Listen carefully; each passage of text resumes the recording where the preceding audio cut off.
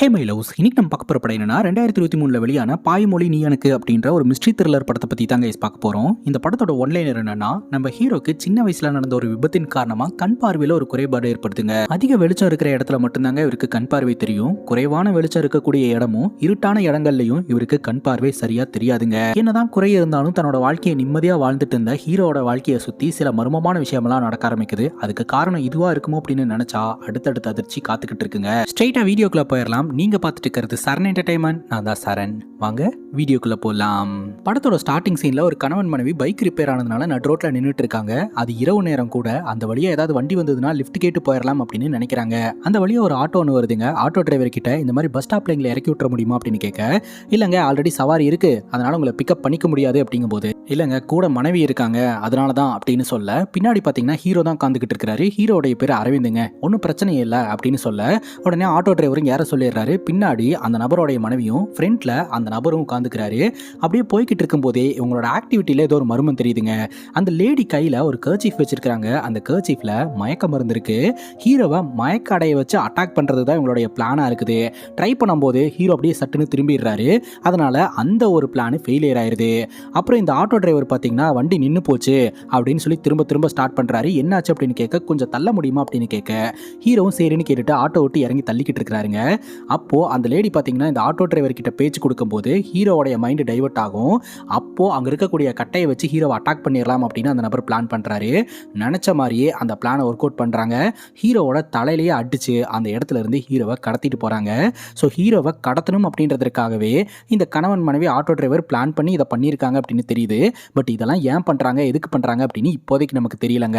என்ன நடந்தது அப்படின்றத டீட்டெயிலாக காட்டுறாங்க. ஹீரோவும் ஹீரோடைய ஃப்ரெண்டு ஒரு சாஃப்ட்வேர் கம்பெனி வச்சு ரன் பண்ணிட்டு இருக்காங்க. இப்போ கூட ஒரு மிகப்பெரிய கம்பெனியில் ப்ராஜெக்ட் விஷயமா பேசுறதுக்காக வந்திருக்காங்க. ஆக்சுவலாக பெரிய பெரிய கம்பெனிகளுக்கெல்லாம் டேட்டா தான் வந்து பொக்கிஷம். அது வந்து திருடப்பட்டுச்சு அப்படின்னா அந்த கம்பெனியை பேராபத்தில் மாட்டிக்கும். அப்படி நடக்காமல் இருக்கிறதுக்கு செக்யூரிட்டி சர்வீஸ் கொடுக்கக்கூடிய வேலையை தான் ஹீரோ பார்த்துக்கிட்டு இருக்கிறாரு. இந்த ப்ராஜெக்ட்டை பற்றி பேசும்போது அந்த கம்பெனி எங்கள் செக்யூரிட்டி சிஸ்டம்லாம் ஆல்ரெடி ஸ்ட்ராங்காக இருக்குது அப்படின்னு சொல்ல, இருங்க உங்கள் கண்ணு முன்னாடியே ஹேக் பண்ணி காட்டுறேன் அப்படின்னு ஹேக் பண்ணி காட்டுறாரு. எல்லோரும் ஷாக் ஆகுறாங்க. ஸோ நீங்கள் எங்கள் கிட்ட சர்வீஸ் எடுத்துக்கிட்டீங்க அப்படின்னா 100% உங்களோட சர்வர்லாம் சேஃப் அண்ட் செக்யூராக இருக்கும் அப்படின்னு சொல்ல, அந்த ப்ராஜெக்டை அந்த கம்பெனி நம்ம ஹீரோ கிட்ட ஒப்படைக்குதுங்க. ரெண்டு பேரும் ரொம்ப சந்தோஷமா கிளம்புறாங்க. இந்த வேலை ஈஸியாக முடியும் கொஞ்சம் கூட எதிர்பார்க்கல அப்படின்ட்டு. சரி இந்த சந்தோஷத்தை கொண்டாடலாம், அந்த ஒயின் ஷாப் கிட்ட வண்டியை நிப்பாட்டு அப்படின்ட்டு ஹீரோட ஃப்ரெண்டு சரக்கு வாங்குறதுக்காக போயிடுறாரு. சின்ன வயசுல நடந்த ஒரு கார் விபத்தின் காரணமா ஹீரோடைய கண் பார்வையில குறைபாடு ஏற்பட்டிருக்குங்க. அதனால ஹீரோக்கு அதிக வெளிச்சம் இருந்தால் மட்டும்தான் கண்ணு நல்லா தெரியும். வெளிச்சம் குறைவா இருந்தது அப்படின்னா இவருக்கு கண் பார்வை மினிமலா தான் தெரியும். ஹீரோ பைக் கிட்ட உட்காந்துக்கிட்டு இருக்க ஒரு பெண்ணுடைய அழுகுரல் கேட்க ஆரம்பிக்குதுங்க. ஹீரோவும் அந்த குரலை ஃபாலோ பண்ணிக்கிட்டே வராரு. ரெண்டு பேரும் அந்த பொண்ணு கிட்ட அத்துமீறல ஈடுபட்டு இருக்காங்க அப்படின்னு அந்த குரலை வச்சு நமக்கு தெரியுது.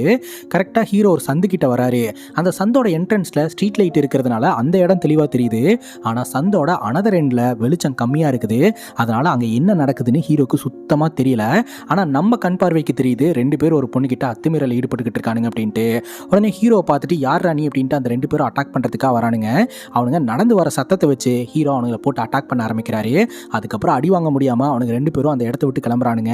கிளம்புறதுக்கு முன்னாடி எங்க ஏரியாக்குள்ளேயே வந்து எங்க மேல கை வச்சிட்டல, உன்னை சும்மா விட மாட்டேன்டா அப்படின்னு மிரட்டிட்டு போறானுங்க. அந்த பொண்ணு காப்பாற்றப்படுறா.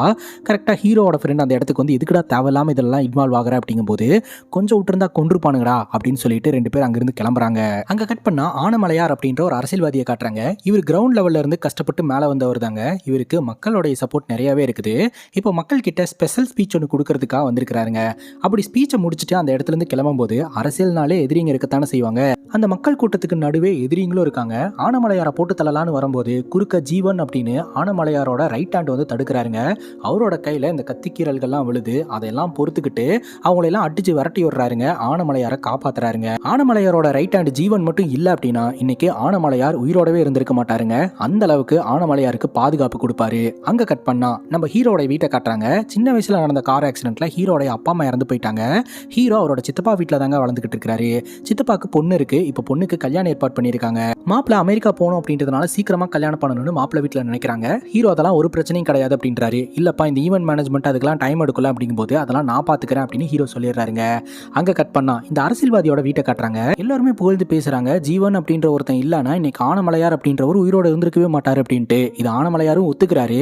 அதே சமயம் நீங்க ஏன் இன்னும் இவனை அடியாளாவே வச்சுக்கிட்டு இருக்கீங்க, இவனுக்கு கட்சியில பதவியை கொடுத்து அடுத்தடுத்த கட்டத்துக்கு தூக்கி விடலாம்ல அப்படிங்கும் போது இதுல ஆனமலையாருக்கு உடன்பாடே கிடையாதுங்க. எப்ப யாருக்கு என்ன பதவி கொடுக்கணும்ன்றதெல்லாம் எனக்கு எனக்கு தெரியும் அப்படின்ற மாதிரி சொல்லிடுறாரு. கட் பண்ணா நம்ம ஹீரோனை காட்டுறாங்க. ஹீரோனுடைய பேரு உத்ரா. இவங்க ஈவென்ட் மேனேஜ்மெண்ட் கம்பெனி வச்சு ரன் பண்ணிட்டு இருக்காங்க. அதே சமயம் ஹீரோனுக்கு அவங்க அம்மா வரன் பார்த்துக்கிட்டு இருக்காங்க. ஆனா ஹீரோன் இப்போதைக்கு கல்யாணம் வேண்டாம் அப்படின்னு சொல்றாங்க. இப்போ ஹீரோனை மீட் பண்றதுக்காக ஹீரோட ஃப்ரெண்டு வந்திருக்காங்க. எங்களுக்கெல்லாம் பிடிச்சிருக்குங்க, இந்த டேட்ல வேலையை ஆரம்பிச்சிடலாம். அப்புறம் இந்த ஸ்டேஜ் டெக்கரேஷன்ல ஆர்டிஃபிஷியல் ரோஸ் எல்லாம் வைக்க வேணாம், ஒரிஜினல் ரோஸே வைக்கலாம் அப்படின்ற மாதிரி சொல்ல, ஏங்க பார்த்த உடனே வந்து உங்களுக்கு பிடிச்சி போச்சா, ஸ்டேஜ் டெக்கரேஷன் வரைக்கும் போயிட்டீங்க அப்படின்னு கேட்க, ஆமாங்க எனக்கு பிடிச்சது அதனால தான் சொன்னேன் அப்படிங்கும் போது, அப்போ விருப்பத்தையெல்லாம் கேட்க மாட்டீங்களா அப்படின்னு கேட்க, தங்கச்சிக்கு பிடிச்சது அதனால எங்களுக்கும் பிடிச்சது அப்படின்ற மாதிரி சொல்ல, தங்கச்சியா அப்படின்னு ஹீரோன் ஷாக் ஆகுறாங்க. அப்பதான் ஹீரோனுக்கு புரிய வருது, ஹீரோ ஈவெண்ட் புக் பண்றதுக்காக வந்திருக்காரு அப்படின்ட்டு. ஹீரோன் என்ன நினைச்சுக்கிட்டாங்கன்னா, வீட்டில் வரன் பார்க்கறதா சொல்லியிருந்தாங்க இல்லையா, அந்த மாப்பிள்ள தான் ஹீரோனை பார்க்கறதுக்காக வந்திருக்கிறாரு போல அப்படின்னு நினைச்சிட்டு மிஸ் அண்டர்ஸ்டாண்ட் பண்ணியிருக்காங்க.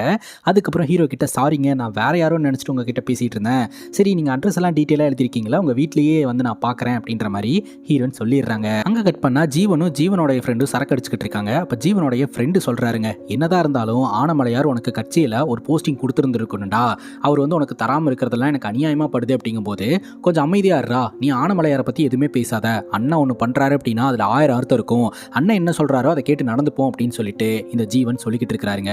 அங்கே கட் பண்ணா சொன்ன மாதிரியே நம்ம ஹீரோயின் வந்து வீட்டுக்கு வந்திருக்காங்க. ஸோ வீட்டையும் டெக்கர் பண்ணுறதுனால வீட்டையும் சுற்றி பார்க்கலாமா அப்படின்னு கேட்க, நம்ம ஹீரோவோடைய சித்தி பார்த்தீங்கன்னா அதெல்லாம் ஒன்றும் பிரச்சனை இல்லாமல் தாராளமாக சுற்றி பாருங்க அப்படின்ற மாதிரி சொல்ல, ஹீரோ பார்த்தீங்கன்னா அவருடைய ரூம் எல்லாத்தையுமே வந்து சுற்றி காமிச்சிக்கிட்டு இருக்கிறாரு. இந்த இடம் ரொம்ப அழகாக இருக்குது, நல்லாவே டெக்கர் பண்ணிடலாம் அப்படின்ற மாதிரி ஹீரோயின் சொல்லிட்டு இருக்காங்க. இவங்க 2 பேரும் ஜாலியாக பேசிட்டு இருக்கிறத பார்த்த ஹீரோடைய தங்கச்சி, என் கல்யாணத்துக்கு பிளான் பண்ணுறேன் அப்படின்ட்டு, கூடி சீக்கிரம் நீங்கள் 2 பேரும் கல்யாணம் பண்ணிக்கிறீங்க போலயே அப்படின்னு சொல்லி கலாய்ச்சிக்கிட்டு இருக்காங்க. அதுக்கப்புறம் இந்த ஸ்டேஜ் டெக்கரேஷனுக்கான ரா மெட்டீரியல்ஸ் எல்லாம் வாங்குறேன் அப்படின்ட்டு 2 பேருமே டிராவல் பண்ண ஆரம்பிக்கிறாங்க. இதன் மூலமா ஹீரோக்கும் ஹீரோனுக்கும் ஒரு நல்ல ஃப்ரெண்ட்ஷிப் பாண்டிங் உருவாகுதுங்க. அப்புறம் நல்லபடியாக இந்த திருமணம் நடந்து முடியுதுங்க. ஒரு டாக்ஸி டிரைவர் வழக்கம் போல டாக்ஸி ஓட்டி முடிச்சுட்டு வீட்டுக்கு போயிட்டு இருக்கும்போது இந்த ஜீவாவோடைய ஃப்ரெண்டு வழிமறைக்கிறாரு. வண்டி ரிப்பேர் ஆயிடுச்சு, நான் ட்ராப் பண்ணிட முடியுமா அப்படின்னு கேட்க, ஆப்ல புக் பண்ணா மட்டும்தான் சார் கிளைண்ட்டை ஏற்றிக்க முடியும் அப்படிங்கும்போது, எமர்ஜென்சி நான் எக்ஸ்ட்ரா வேணா போட்டு தரேன் அப்படிங்கும்போது, சரி ஏறுங்க அப்படின்ட்டு 2 பேரும் டிராவல் பண்ண ஆரம்பிக்கிறாங்க. காருக்குள்ள ஒரு பொம்மை இருக்கு. இந்த ஜீவனோட ஃப்ரெண்டு அதை பார்க்கறாருங்க. உடனே இந்த டாக்ஸி டிரைவர், அது என் பொண்ணுக்காக வாங்கியிருக்கேன், நாளைக்கு பர்த்டே அப்படின்னு சொல்ல, இந்த கார் உங்களோட ஓன் வண்டியா அப்படின்னு கேட்க, இந்த பொம்மை வாங்குறதுக்கே நான் ரொம்ப கஷ்டப்பட்டேன், கார்லாம் என்னால் வாங்க முடியாதுங்க அப்படின்ட்டு இந்த ஜீவனோடைய ஃப்ரெண்டை ஒரு இடத்துல ட்ராப் பண்ண, இந்த டாக்ஸி டிரைவர் காசு அப்படின்னு கேட்குறாரு. டக்குன்னு அங்கே இருக்கக்கூடிய அடியாட்கள் இந்த டாக்ஸி டிரைவரை அட்டாக் பண்ணி அங்கேயே சாவடிச்சிடுறாருங்க. அங்கே கட் பண்ணால் நம்ம ஹீரோ அவருடைய சாஃப்ட்வேர் ஆஃபீஸுக்கு போயிட்டு, என்னடா வேலை பார்த்துக்கிட்டு இருக்கீங்க, டெட்லைன் முடிய போகுது, இன்னும் வேலையை முடிக்காமல் இருக்கிறீங்க, சீக்கிரமாக வேலையை முடிச்சு இன்னும் 2 நாளில் அந்த ப்ராஜெக்டை அந்த கம்பெனிக்கு ஒப்படைக்கணும், இல்லாட்டி அடுத்தடுத்த ப்ராஜெக்ட்ஸ் கிடைக்காது, ஒழுங்காக ஃபோக்கஸ் பண்ணுங்க அப்படின்னு சொல்லிக்கிட்டு இருக்கும்போதே ஹீரோக்கு நம்ம ஹீரோயின் கிட்ட இருந்து கால் வந்துடுது. கொஞ்சம் வெளியே போகணும், வர முடியுமா அப்படின்னு கேட்க, இதோ வரேன் அப்படின்ட்டு கிளம்பி போயிடுறாருங்க. ஹீரோக்கும் ஹீரோயின் கூட டைம் ஸ்பெண்ட் பண்ணுறதுக்கு ரொம்ப பிடிச்சிருக்குது. அதனால நிறைய நேரம் ஹீரோயின் கூட ஹீரோ டைம் ஸ்பெண்ட் பண்ண ஆரம்பிக்கிறாரு. அப்புறம் நம்ம ஹீரோக்கு கண்ணில் குறைபாடு இருக்குது அப்படின்னு நம்ம பார்த்தோம் இல்லையா, அதெல்லாம் நம்ம ஹீரோனுக்கு தெரியாதுங்க. நம்ம ஹீரோவும் பார்த்தீங்கன்னா அந்த வெளிச்சத்தெல்லாம் வச்சு மேனேஜ் பண்ணிக்கிட்டு தான் இருக்கிறாரு. ரொம்ப இருட்டாக இருக்கக்கூடிய இடங்கள்ல தான் பார்த்தீங்கன்னா அவருக்கு எதுவுமே தெரியறது கிடையாது. அப்புறம் டிவியில் இந்த டாக்ஸி டிரைவரை கொடூரமான முறையில் கொண்டாங்க இல்லையா, அந்த ஒரு நியூஸ் போயிட்டு இருக்குதுங்க. அதை ஹீரோடைய சித்தப்பா பார்த்து ரொம்பவே ஷாக் ஆகுறாரு. உடனே போலீஸ்க்கு ஃபோனை போட்டு, நான் இப்போ தான் டிவியில் இந்த நியூஸை பார்த்தேன் அப்படிங்கும்போது, நீங்கள் ஒன்றும் கவலைப்படாதீங்க அப்படின்னு 2 பேரும் ஏதோ ஒரு விஷயத்தை பற்றி டிஸ்கஸ் பண்ணுறாங்க. ஸோ இந்த டாக்ஸி டிரைவரை பற்றி நம்ம ஹீரோடைய சித்தப்பாக்கு தெரிஞ்சிருக்குது, ஏதோ ஒரு மிஸ்ட்ரி இருக்குது அப்படின்னு இவங்க பேசுறதை வச்சே நமக்கு தெரியுதுங்க. பட் அவங்க என்ன பேசிக்கிறாங்க அப்படின்றத நம்ம கிட்ட காட்ட கிடையாது. அன்னைக்கு ராத்திரி நம்ம ஹீரோனை கொண்டு போய் டிராப் பண்ணிட்டு ஆட்டோல ரிட்டர்ன் வரும்போது தான் பாத்தீங்கன்னா ஒரு கணவன் மனைவி இந்த ஆட்டோவை வழிமறைச்சு ஹீரோவை அட்டாக் பண்ணணும்னு பிளான் பண்ணபடியே ஹீரோவை தூக்கிட்டு போயிருந்திருக்காங்க. ஸோ இப்போ நம்ம ஹீரோக்கு சின்ன வயசுல ஹீரோடைய சித்தப்பா சொன்னதெல்லாம் ஞாபகத்துக்கு வருதுங்க. இல்ல யானையை கட்டி போட்டு வச்சிருப்பாங்க இல்லையா, அந்த யானை நினைச்சா அந்த செயினை அத்துட்டு அந்த இடத்துல இருந்து கிளம்ப முடியும். ஆனா அந்த யானை அது பண்ணாது. ஏன்னா சின்ன வயசா இருக்கும் போதே அந்த யானையோட காலில் செயினை கட்டி விட்டுருப்பாங்க. அது அத்துட்டு போறதுக்கு ட்ரை பண்ணியிருக்கும். அப்போ அதோட காலில் அடிபட்டு செயினை இழுத்தோம்னா கால் வலிக்கும் அப்படின்னு பயந்துட்டு அதுக்கப்புறம் ட்ரை பண்ணாமே விட்டுரும். அது வளர்ந்ததுக்கு அப்புறமும் பார்த்தீங்கன்னா அது ட்ரை பண்ணாமே விட்டுரும். அந்த மாதிரி நீ இருக்கக்கூடாது. சின்ன வயசுல நீ ஒரு விஷயத்தை பார்த்து பயந்துகிட்டே இருந்தேன்னா நீ பெரிய ஆள் ஆகும்போது அந்த விஷயத்தை பார்த்து பயந்துகிட்டே இருப்ப. சின்ன வயசா இருக்கும்போதே நீ பல விஷயங்களை வந்து எய்ம் பண்ணிக்கணும், பெரிய ஆள் ஆனதுக்கப்புறம் அதை எல்லாத்தையுமே எக்ஸிக்யூட் பண்ணணும் அப்படின்ற மாதிரி சித்தப்பா நல்லா மோட்டிவேட் பண்ணுறாரு. இந்த மோட்டிவேஷன் எல்லாரோட வாழ்க்கைக்கும் பொருந்துங்க. இப்போ ப்ரெசன்ட் சுச்சுவேஷனில் ஹீரோ கண் முழிக்கிறாரு. சுற்றி அடியாட்களாக இருக்கிறாங்க. அந்த இடத்துல வெளிச்சம் குறைவாக இருக்கிறதுனால ஹீரோக்கு கண் பார்வை பெருசாக தெரியலங்க. சுற்றி போட்டுடுறாங்க. அந்த இடத்துல ஹீரோவை அடித்து அட்டாக் பண்ணணும்னு நினைக்கிறவங்க வேற யாரும் கிடையாது. ஒரு முறை இந்த சந்துக்குள்ளே ஒரு பொண்ணுக்கிட்ட அத்துமீறலில் நடந்துகிட்டு இருக்கும்போது ஹீரோ போய் தடுத்தார் இல்லையா, அவனுங்க தான் பார்த்தீங்கன்னா பிளான் பண்ணி ஹீரோவை கடத்தி இருந்திருக்கிறானுங்க. ஸோ பழிக்கு பழி தீக்கிறதுக்காக தான் இந்த ஒரு விஷயத்தை பண்ணியிருக்கானுங்க அப்படின்றத ஹீரோ புரிஞ்சுக்கிறாரு. அவனுங்கெல்லாம் அட்டாக் பண்ணுறானுங்க. ஹீரோக்கு அடி பலமாக விழுது. ஒரு கட்டத்துக்கு மேலே தான் அந்த சவுண்டெல்லாம் வச்சு ரெக்கக்னைஸ் பண்ணி எல்லாத்தையுமே போட்டு பொலவலன்னு பொழக்கிறாரு. ஸோ அவனுங்க ஹீரோ முன்னாடி நிற்க முடியாமல் அந்த இடத்துலேருந்து போயிடுறானுங்க. ஹீரோவும் அந்த இடத்துலேருந்து தப்பிச்சு ஓடி வந்துடுறாருங்க. ஆக்சுவலாக அந்த அடியாட்களுடைய தலைவன் வேற யாரும் கிடையாது, ஜீவன் அப்படின்ற ஒரு நபரை பார்த்தலையா, அதாவது இந்த எம்எல்ஏக்கு ப்ரொடெக்ஷனாக இருக்கக்கூடிய அடியாள். அந்த ஜீவனுடைய ஃப்ரெண்டு தாங்க இந்த குரூப்போடைய தலைவனாக இருக்கிறான். இவங்க எல்லாரும் சேர்ந்து தான் ஹீரோ அட்டாக் பண்ணியிருக்கிறாங்க. ஹீரோ அவங்கள சாமர்த்தியமாக அட்டாக் பண்ணிட்டு அந்த இடத்துலேருந்து தப்பிச்சு வந்துடுறாரு. ஆனால் ஹீரோடைய மொபைல் மிஸ் ஆயிருதுங்க. ஒரு லாரியில் லிஃப்ட் கேட்டு லாரி டிரைவர் கிட்ட ஃபோனை வாங்கி தன்னோட ஃப்ரெண்டு கிட்ட இன்ஃபார்ம் பண்ணிடுறாரு. ஹாஸ்பிட்டலே அட்மிட் ஆயிடுறாரு. அதுக்கப்புறம் ஹீரோடைய சித்தப்பா ஹீரோக்கு ஃபோன் பண்ணி ஃபோன் எடுக்கவே இல்லை அப்படின்ட்டு உடனடியாக ஃப்ரெண்டுக்கு கால் பண்ணும்போது ஃப்ரெண்டு தான் வந்து இந்த மாதிரி ஃபோன் மறந்துட்டான் அப்படி இப்படின்னு சமாளித்து ஹீரோவை கொண்டாந்து வீட்டில் ட்ராப் பண்ணுறாரு. ஹீரோடைய சித்தப்பா கிட்ட உண்மையை சொல்லிடுறாருங்க. இந்த மாதிரி ஒரு சின்ன பிரச்சனை ஆயிடுச்சு, நீங்கள் ஒன்றும் கவலைப்படாதீங்க, எல்லாம் சரியாயிரும் அப்படின்ட்டு. ஆக்சுவலாக ஆக்சிடென்ட் அப்படின்ற மாதிரி தாங்க சமாளிச்சுக்கிட்டு இருக்கிறாரு. உனக்கு ஒன்றுனா நான் ரொம்ப பதறி போயிடுவோம்ப்பா, நீ பத்திரமா இருக்கணும் அப்படின்ற மாதிரி சித்தப்பா சொல்லிக்கிட்டு இருக்கிறாருங்க. அப்புறம் மறுபடியும் ஹீரோயின் பண்ணிக்கிறாங்க. ஹீரோனுக்கு ஹீரோ மேல இன்ட்ரெஸ்ட் இருக்கு அப்படின்ற ஒரு விஷயத்தை வெளிப்படுத்தும் போது அப்பதான் ஹீரோ பாத்தீங்கன்னா எனக்கு ஒரு பிரச்சனை இருக்குது, அந்த பிரச்சனையை நான் எக்ஸ்பிளைன் பண்றேன் அப்படின்னு சொல்லிட்டு டீடைல்டா எக்ஸ்பிளைன் பண்ண ஆரம்பிக்கிறாரு. ஹீரோடைய அம்மா அப்பா கார்ல போயிட்டு இருக்கும்போது சின்ன வயசுல கார் ஆக்சிடென்ட் நடந்திருக்குதுங்க. அந்த கார் ஆக்சிடென்ட்ல ஹீரோடைய அப்பா அம்மா இறந்து போயிட்டாங்க. ஹீரோ உயிர் பொழைச்சிட்டாரு. ஆனா கண்ணுல ஐரிஸ் அப்படின்ற ஒரு விஷயம் வந்து நம்ம வெளியிருந்து வர வெளிச்சத்தை வாங்கி கண்ணுக்குள்ள கொடுக்கும். அந்த கண்ணு வந்து ப்ராசஸ் பண்ணி மூளைக்கு அனுப்பி நமக்கு வெளிச்சமா தெரியும். ஆனா அந்த ஐரிஸ் அப்படின்ற அந்த ஒரு அமைப்பு வந்து டேமேஜ் ஆயிருக்கிறதுனால ஹீரோடைய கண்ணு வெளிச்சத்தை உள்ள வாங்கவே வாங்காது. ஸோ நார்மல் வெளிச்சமே அவருக்கு டெல்லாக தான் தெரியும். அதுவும் இருட்டிலலாம் பார்த்தீங்கன்னா சுத்தமாக இவருக்கு தெரியாது அப்படின்ற மாதிரி டாக்டர் சொல்லிடுறாங்க. ஸோ அப்படியே ஹீரோ கொஞ்சம் கொஞ்சம் வளர ஆரம்பிக்கிறாரு. ஸோ ராத்திரி நேரம் ஒரு பாத்ரூம் போகணும், வழி தெரியாமல் திணறக்கூடாது அப்படின்றதுக்காக வீட்டுக்குள்ளே அங்கங்கே எல்இடி லைட்டை ஃபிக்ஸ் பண்ணி வச்சுருப்பாங்க. ஹீரோ எங்கே போகணும் வரணும் அப்படின்றத கரெக்டாக ஐடென்டிஃபை பண்ணி போகிறதுக்காக. சின்ன வயசுலேருந்தே பார்த்தீங்கன்னா ஹீரோடைய சித்தப்பா தான் ஹீரோ மோட்டிவேட் பண்ணி இதை ஒரு குறையே இல்லாமல் வளர்த்துக்கிட்டு இருந்திருக்கிறாருங்க. இப்போ ஹீரோடைய சித்தப்பா காரில் வந்துகிட்டு இருக்கும்போதே ஒரு கும்பல் ஃபாலோ பண்ண ஆரம்பிக்குது. அதை பார்த்ததும் ஹீரோடைய சித்தப்பா பயந்து போயிடுறாருங்க. உடனடியாக ஹீரோக்கு ஃபோனை போட்டு ஒரு கும்பல் என்ன ஃபாலோ பண்ணிக்கிட்டே இருக்கிறாங்க அரவிந்த் அப்படின்னு சொல்ல, சித்தப்பா எங்கே இருக்கீங்க அப்படின்னு சொல்லிட்டு லைவ் லொக்கேஷனை போட்டு விடுங்க, நான் உடனே வந்துடுறேன் அப்படின்னு சொல்ல, சித்தப்பா லைவ் லொக்கேஷனை போட்டு விட்டுட்டு காரை ரொம்ப வேகமாக ஓட்ட ஆரம்பிக்கிறாரு. ஆனால் அந்த கும்பல் கையில் கத்தி சக்தி வாய்ந்த ஆயுதங்கள்லாம் வச்சுக்கிட்டு அப்படியே துரத்திக்கிட்டே வந்துகிட்டு இருக்கிறாங்க. ஒரு கட்டத்துக்கு மேலே இவர் கார் போக விடாமல் தடுத்துறாங்க. இவரும் காரை நிப்பாட்டிட்டு இறங்கி ஓட ஆரம்பிக்கிறாரு. இந்த கும்பல் துரத்திக்கிட்டே போகுது. ஹீரோ பார்த்தீங்கன்னா அந்த லொக்கேஷனை ஃபாலோ பண்ணிக்கிட்டே வராரு. ஒரு கட்டத்துக்கு மேலே இவருக்கு கண்ணும் சரியாக தெரிய மாட்டேது. ஆப்போசிட் ரோட்லலாம் வண்டி ஓட்டி ஆக்சிடென்ட் பண்ணி கீழே விழுந்து எல்லோரும் திட்டிக்கிட்டு இருக்காங்க. எல்லாத்தையும் தள்ளி விட்டு இவர் ஓடுறாரு. ஸோ ரோட்டில் யார் நடந்து வராங்க ஒன்றுமே இவருக்கு தெரிய மாட்டேதுங்க. ஏன்னா வெளிச்செல்லாம் கம்மியாக இருக்கிறதுனால தடுமாறிட்டு போகிறாரு. ஃபைனலி இந்த கூகுள் மேப் சொல்லக்கூடிய அந்த லொக்கேஷனை ட்ராக் பண்ணிவிட்டு அந்த இடத்துக்கு போய் பார்த்தா அங்கே மொபைல் மட்டும்தான் கிடக்குது, சித்தப்பாவை காணோம். அப்போ யோசனை பண்ணி பார்க்குறாரு, கும்பல் இந்த இடத்துக்கு வந்திருக்கு, சித்தப்பாவை அட்டாக் பண்ணியிருக்கு அப்படின்ட்டு. அந்த கும்பல் யார் எதற்காக தன்னோட சித்தப்பாவை அட்டாக் பண்ணுறாங்கன்னு எதுவுமே ஹீரோக்கு தெரியலங்க. அப்படியே கொஞ்சம் தூரம் நடந்து போக ஆரம்பிக்கிறாரு சித்தப்பாவை தேடிட்டு. அப்போ பார்த்தீங்கன்னா அந்த இடத்துல கும்பல் சித்தப்பாவோடைய வாயை பொத்திட்டு உட்கார வச்சிருக்காங்க. ஸோ அங்கே வச்சே சித்தப்பாவை கொடூரமான முறையில் கொலை பண்ணிட்டு அந்த இடத்த விட்டு போயிடுறாங்க. ஹீரோ கண் பார்வை தெரியாமல் அப்படியே திணறிக்கிட்டே வந்துகிட்டு இருக்கிறாரு. அவருடைய காலில் என்னமோ தட்டுப்படுது. என்னடான்னு பார்த்தா அந்த இடத்துல ஹீரோடைய சித்தப்பா இறந்து கிடக்குறாருங்க. அதுக்கப்புறம் சித்தப்பாக்கான இறுதி சடங்கெல்லாம் நடந்து முடியுது. ஹீரோவோடைய சித்தி, அதுக்கப்புறம் சித்தி பொண்ணு அப்படின்னு சொல்லி எல்லாருமே ரொம்பவே இடிஞ்சு போய் உட்காந்துக்கிட்டு இருக்காங்க. ஹீரோ என்ன நினச்சிக்கிட்டு இருக்கிறாரு அப்படின்னா, அவங்க ஏரியாவில் வந்து அந்த 2 பசங்களை அட்டாக் பண்ணதுனால அவனுங்க ஃபஸ்ட்டு என்ன பழிவாங்க நினச்சானுங்க, திருப்பி அடித்ததுனால என்ன பழிவாங்கிறதா நினச்சிக்கிட்டு என்னுடைய அப்பாவை இந்த மாதிரி அட்டாக் பண்ணியிருக்கானுங்க அப்படின்னு சொல்லிட்டு ஹீரோ ரொம்பவே ஃபீல் பண்ணுறாருங்க. இப்போ போலீஸ் ஆஃபீஸர் வந்துட்டு நீங்கள் கண்ணால் பார்த்தீங்களா என்னன்னு கேட்கும்போது அப்போ தான் ஹீரோ சொல்கிறாரு, இந்த மாதிரி கண்ணில் ஒரு குறைபாடு இருக்கிறதுனால அங்கே நடந்த சம்பவத்தை நான் கண்ணால் பார்க்கல, யார் கொண்டாங்கன்னு தெரியல அப்படின்ட்டு. அங்கே ஹீரோவுடைய சித்தப்பாவை கொண்ட அடியாட்கள் 2 பேர் நின்றுக்கிட்டு இருக்கானுங்க. ஹீரோ எல்லா விஷயத்தையுமே சொல்லுவாரா சொல்ல மாட்டாரா அப்படின்றத பார்க்கறதுக்காக. ஆனால் ஹீரோ எனக்கு தெரியாது அப்படின்ற மாதிரி சொல்லிடுறாரு. ஸோ அந்த இடத்துல இருந்து அந்த அடியாட்களும் கிளம்பி போயிடுறாங்க. ப்ரெசன்ட் சிச்சுவேஷனில் ஹீரோ இப்படி பாசிட்டிவாக இருக்கிறதுக்கான காரணமே ஹீரோடைய சித்தப்பா தானே. அவரோட இழப்பை வந்து ஹீரோனால தாங்கிக்கவே முடியலங்க. ரொம்பவே மன உளைச்சல் இருந்துகிட்டு இருக்கிறாரு. ஃபேமிலியும் சமாதானப்படுத்த முடியாமல் தன்னாலையும் சமாதானம் ஆக முடியாமல் கஷ்டப்படுறாரு. இந்த ஒரு சூழ்நிலை நம்ம ஹீரோயின் வந்து ஹீரோக்கு பக்கபலமாக இருந்து சமாதானப்படுத்துறதுக்கு முயற்சி பண்ணுறாங்க. அதுக்கப்புறம் ஹீரோவுடைய சித்தியும் சித்தியோட பொண்ணு அவங்களெல்லாம் பார்த்தீங்கன்னா ஊருக்கு அனுப்பி வச்சுட்டு இவர் இங்கேயே இருக்கலாம்னு முடிவெடுக்கிறாரு. ஸோ ஹீரோவுடைய சித்தப்பாவை கொண்டவங்கள சும்மா விடக்கூடாது அப்படின்ற தாட்டு மைண்டுக்குள்ளே ஓடிக்கிட்டு இருக்கு. ஆனால் யார் கொண்டாங்க அப்படின்னு ஹீரோ கண்ணால் பார்க்க கிடையாது. அப்போ தான் பார்த்தீங்கன்னா இந்த இன்வெஸ்டிகேஷன் பண்ணிட்டு இருக்கிற போலீஸ் ஆஃபீஸர் கிட்ட இருந்து கால் வருது. உன் சித்தப்பாவுடைய கொலை வழக்கில் ஒரு லீடு ஒன்று கண்டுபிடிச்சிருக்கேன், உடனடியாக வீட்டுக்கு வா அப்படின்னு சொல்ல, உடனே வரேன் சார் அப்படின்ட்டு ஹீரோ என்ன பண்ணுறாருன்னா நேராக அந்த போலீஸ் ஆஃபீஸரோட வீட்டுக்கு போகிறாரு. அங்கே போய் பார்க்கும்போது தாங்க தெரிய வருது அந்த போலீஸ் ஆஃபீஸரும் கொடூரமான முறையில் கொல்லப்பட்டிருக்கிறாரு. கில்லர் இன்னும் அந்த வீட்டுக்குள்ளே தான் இருக்கிறான்.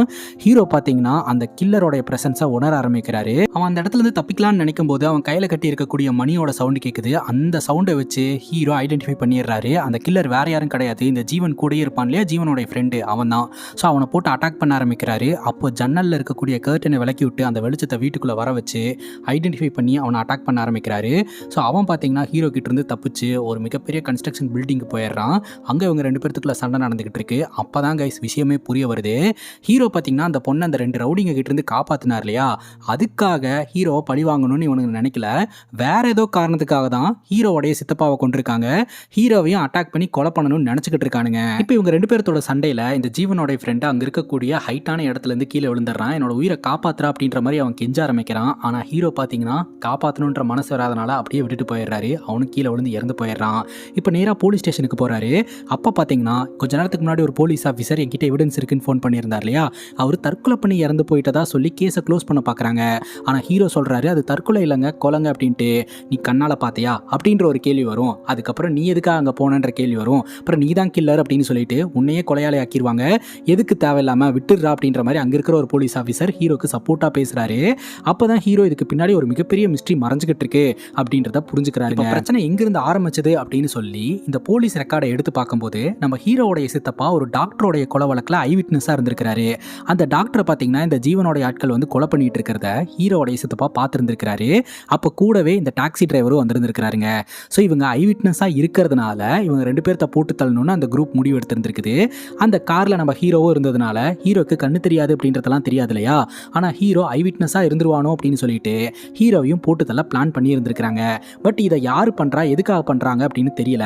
இப்போ அந்த டாக்டரோடைய ரெக்கார்ட்ஸை எடுத்து பார்த்தா மட்டும்தான் இது யார் பண்ணுறாங்கன்னு தெரியும் அப்படின்னு சொல்லி ஹீரோ அந்த டாக்டரோடைய ரெக்கார்ட்ஸ் எடுக்கிறதுக்கு முயற்சி பண்ணுறாங்க. இவங்களால எடுக்க முடியல. அதனால் அந்த ஹாஸ்பிட்டலுக்கு ஹீரோடைய ஃப்ரெண்டை ஃபேக்காக அட்மிட் பண்ணி அந்த ஹாஸ்பிட்டலோடைய வைஃபையை கனெக்ட் பண்ணி அங்கே இருக்கக்கூடிய சிஸ்டமை எல்லாம் ஹேக் பண்ணி அதன் மூலமாக அந்த டாக்டரோடைய ரெக்கார்ட்ஸ் எடுக்கிறாங்க.